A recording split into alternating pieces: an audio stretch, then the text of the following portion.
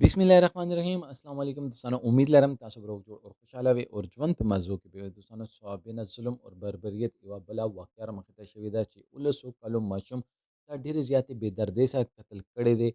هغه لاش په پټیو کې ورزولې ده. الک څوک دی هغه څه دښمني وه دغه نه داسې اخر داسې څه ګناه شوې دغه ولسو کلو ماشوم نه دا قتل شلو. دوستانو دې باره کې ټول معلومات دی ویډیو کې شریکم او که تاسو ټولو معلوماتو باندې ځان خبرول غواړئ مونږ ویډیو ځان ستر اخره پرې وګورئ چې کوم ملګری مونږ په چینل باندې نوی دي هغوی د مونږ چینل مخه ځان سره سبسکرایب کړي هلې نشان دی وایي تاکي مونږ راتلونکي معلوماتي ویډیو هغوی ته په اسانۍ سره ملاو شي. دوستانو د واقعیت صوابې ده یو الک لاش د پټیو نه ملاو شي پولیس خپل تفتیش وشي د الک دار په مدعیت کې اف ای آر درج شي. پولیس چې کله خپل تفتیش کوي نو پوسټ مارټم ریپورټ کې دا خبره واضح شي د ماشوم سره مرګ نه مخکې بدفعلي شوې ده. دوستانو د ون بی واقعه نه ده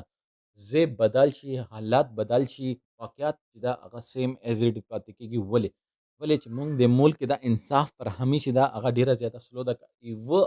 ماشوم ته چې انصاف ملا شوی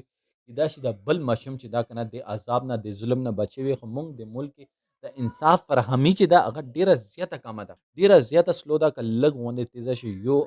سړی چې دا هغه په چوک ویزان شي ټول نه زیات دوک د خبرې باندې نه کیږي چې انصاف پر همیشه دا هغه سلو ده چې کله دی واقعیت رزلټ راوځي او چې کله پولیس مخامخ د مجرمانو راغلي کې پاته دا ولګي چې دای ترو د ماما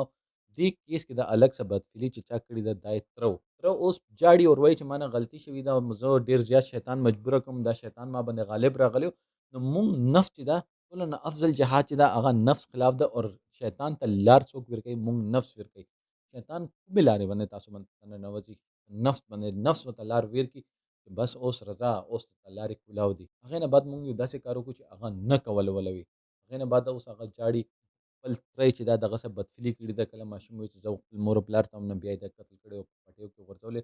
دوستانو مونږ به خپل اخلاقیات نه به نور خپل چې کوم یو معیار د هغه معیار نه به مونږ نور څومره غورځېږو دی نه زیات به غورځېږو چې دومره پاکې رشتې چې دي که نه